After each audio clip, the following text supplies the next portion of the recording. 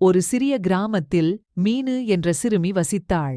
அவள் மிகவும் அறிவாளி, ஆனால் சில நேரங்களில் கொஞ்சம் அலட்சியமாக இருப்பாள்.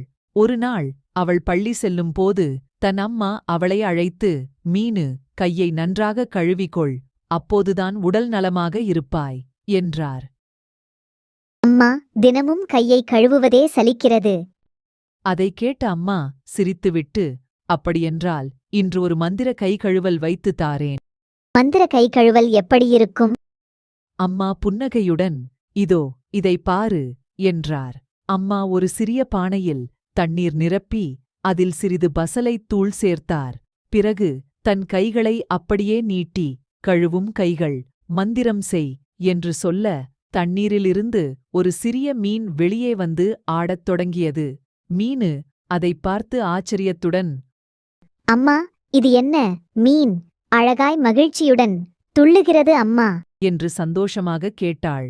மீனு அதன் பிறகு ஒவ்வொரு நாளும் கைகளை மகிழ்ச்சியுடன் கழுவி மீனுடன் விளையாடி மகிழ்ந்தாள். அவள் மற்றவர்களுக்கும் இதைப் பற்றி சொன்னாள். எல்லோரும் அவளின் மந்திர கைகழுவலை பார்த்து மகிழ்ந்தனர்.